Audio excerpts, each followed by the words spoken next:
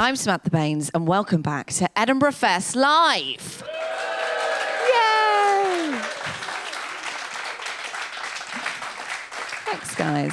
Thanks, lovely studio audience. Now, the BBC has the brilliant Mary Berry. Channel 4 have Jamie Oliver. We have someone who is head and shoulders above the West, quite literally. It's Hairy Mary. Hairy Mary, our special cook. Yeah. Woo! We're very excited. We're very excited. So don't go anywhere. We're going to be hearing from her very shortly on her special recipe for today. But first up, we have a brilliant comedian. His show at the Fringe is called The Cheese of Truth. Please welcome to the stage, Olaf Falafel. Hello. Here he is. Thanks for coming in. Hey, no worries. Now, we need to talk about this show. Yes. The Cheese of Truth. I'm dairy intolerant. Oh, well, don't sit in the front row. What's the show about? It's really stupid. Sounds great. It's really stupid. It's very loosely, it's about being a man. But I have slices of cheese that tell the truth. Yeah, no, you get the cheese. You get the cheese with the holes in. Yes. Yeah, well, I've got magical cheese, and I throw it onto newspapers, and between the holes, it basically distills the core truth of what that news... It sounds stupid, I know. If you don't like the cheese with the holes, okay, you can always just eat the cheese and leave the holes on the side. That's what I do. Well, this sounds amazing. Now, apparently you're Sweden's 8th funniest comedian. Yeah. Is that true? How many I may comedians... have moved up the rankings, I'm not sure. How many comedians are in Sweden? They're all over here at the moment. I'm actually half English, half Swedish, and my favorite dishwasher tablets are Finnish. We like that one. We like that one. Now, you're a self-confessed idiot. How did that come about? I'm classically trained. How did that come about? Is it hard to be an idiot? It does take a lot of thought to be this stupid, yeah. Yeah, okay. I know I appear like stupid, but I do have to think quite a lot to come up with this rubbish. Any top idiot tips if anyone at home is thinking about... my show, it does contain a lot of life lessons, such as things like, before you judge a proclaimer, you must walk 500 miles in his shoes.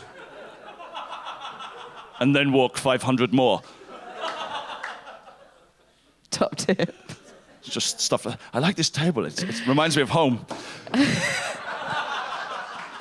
A lot of people. I think it is from there. It is from definitely. there. A lot of people, they don't like the furniture of IKEA. You know, they get angry and aggressive, but not me, because I'm a pacifist, okay? Yeah. This is to the point where I will no longer have boiled egg with soldiers because of the military regime they represent. But I do have a technique, because I do like a boiled egg with something to dip in it. So what I do, I take a packet of Smarties, I take out all of the blue Smarties, I affix them to the top of the soldier with a blob of marmalade, and I have boiled egg and UN peacekeepers. Brilliant. Top idiot tips Top for idiot Olaf tip. Falafel. Olaf Falafel and the Cheese of Truth, come and watch it. You'll learn stuff. Now, I don't think I need to ask this, Olaf, but how did you get into comedy? How did this come about? It just found me. In Sweden. And the other 7 comedians. I was just a very funny guy, and I decided to share that as a gift to all of you people. Thank you so much. No, you're welcome. What's maybe one of the weirder things? I feel like weird things have probably happened to you. Weird things are always happening. What's the weirder thing that's happened to you in comedy, do you think?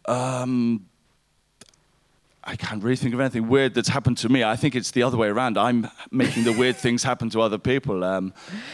If you do come to my show, there's some really cool stuff. There's a bit of a Donald Trump. I know we had some Donald Trump earlier, but there's a great Donald Trump puppet that I've made that's well worth seeing. Is it made of cheese? It's not made of cheese, but he does have croissant for hair. Oh, lovely.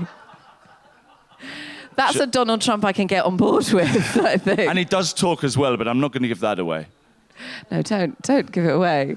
Where can we find your brilliant show? I am at the City Cafe at 4:15 every day.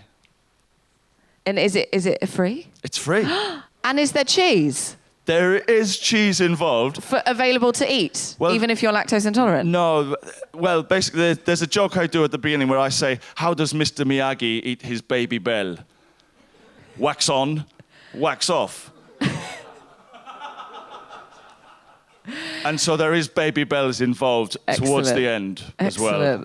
Again, I'm not going to give it away. I'm very excited to come and see it. I am lactose intolerant, but I think I can do it. It has got so bad recently, actually, my lactose intolerant, that I get scared when I see milk. Really? I get the milkshakes. That one was for you, Olaf. Yeah. Thank you very much. Give it up for Olaf Falafel. Woo! We've still got some brilliant, brilliant guests coming up for you. Don't forget, you can tweet us throughout the show at edfest_live, and you can head over to the website sbctv.co.uk as well. But now we have the cook with the mostess. It's our very wonderful Bake-Off champion. She should be on the Bake-Off. It's Hairy Mary. Hello, Samantha. Hello, lovely Hairy Mary. What have you got for us today? Well, can I say, it's so clever of you to wear the same thing you wore the last time you were on the show, because we recognised you, you see. Isn't she clever, ladies and gentlemen? But you're that science girl, aren't you? I am, yes, I'm not it doesn't do girl. to let men think you're too clever, dear. It doesn't help, really doesn't. Thanks for the tips, Mary. Yes, that's all right, they're quite free. Said with kindness, kindness. Well, today I've been inundated with a request from a viewer for my recipe for a roast chicken. But we're not going to do that today. We're going to do something quite different instead, which may act as an accompaniment to the roast chicken. We're going to make some artisan bread, yes, for which I will require the help of a volunteer from the audience. Do we have one? A volunteer? A willing volunteer? Oh, lovely. Yes. That's all right. Take your time. It is live, yes? Just stand around here. Now, what's your name, my dear? Becky. Sorry? Becky. Becky, something like that. Anyway, I won't remember that, so it doesn't really matter. And what is it you do for a living? I work in marketing. Oh, how dull. Never mind. Well, this might brighten your day up a little. So, the first thing we need to do for bread, of course, artisan bread, no ordinary bread. We're going to make the dough for the bread. So if you could take that bowl for me. Now, don't worry, nothing bad's going to happen. And we're going to weigh out some flour, like so. The quantities aren't really important. It's more what you do with it, really, that matters. So we're going to carefully pop that in there. I've been asked to tone down the flour. Apparently the smoke alarm went off the other day. But and then we're going to add some angel dust here. Yes, you see. A little bit of angel dust, a bit of magic to infuse it with, you see. Like so. If you don't have any angel dust, just any sort of household dust that you can pick up will do adequately. Just like so. You see, nothing bad at all. A little spot of milk, you see. Like so. You look very nervous. Becky. You see, I remembered your name, Becky. Right. Then we're going to give that a bit of a mix, you see. So we'll take a wooden spoon and we'll give that a bit of a mix up, all right? Now, artisan bread, of course, is a craft. So it's no ordinary baking. So we're going to infuse it with some... I've got my hair stuck in my mouth. We're going to infuse it with some extra ingredients to give it a little bit of zing. Now, what do we need to make bread rise, Becky? Yeast. Yeah, well done. Isn't she clever, ladies and gentlemen? Yes, yes, yes. Good, hold that. We're going to get some yeast. Now, just a little spot of yeast just to let the bread rise, like so. That should do it. All right, a little bit more flour, like so. Excellent, fantastic. And then we're going to knead this dough. Would you like to do that? No, you wouldn't, would you? No. Possibly not a good idea. Then we're going to hold the bowl, please. Thank you very much. I'm trying to get through this as quickly as we can. Some butter, like so. Stick that in there. And while I'm starting to knead this, if you could open this tin of cod roe, lovely. Now, what I'm going to do here is I'm going to knead that into a lovely dough. All that yeast, mix it in, yes, so the bread can rise, you see. And then we'll pop that on there so we can turn that into a loaf, you see. Wonderful. Have you opened the tin yet? Yeah. Yeah, vaguely? Oh, excellent. Look at that. Now, this is cod roe. Now, you should know all about this being Swedish. You know, I'm exhausted. I was in the production office this morning. I phoned 7 Swedish comedians before I got you.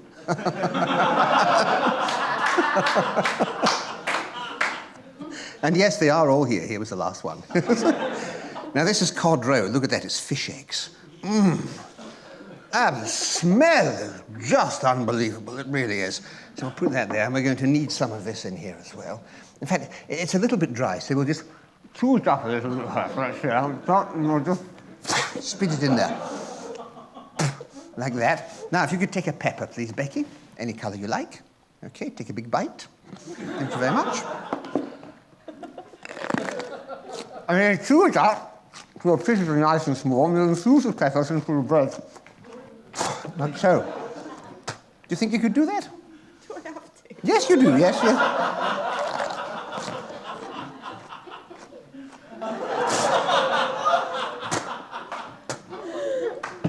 Like so. Really? Oh, yes, really. Go on, do it, yes, yes. I'll continue to knead the dough, just like so. That's it. We roll that out into a nice loaf shape, like that. Yes, absolutely wonderful. That's it. As I always say, Becky, spit, don't swallow. Little squeeze of Marmite there, just to give it some zing, along with the cod roe. Oh, this is coming on beautifully, isn't it? I mean, you can see the loaf starting to take shape already.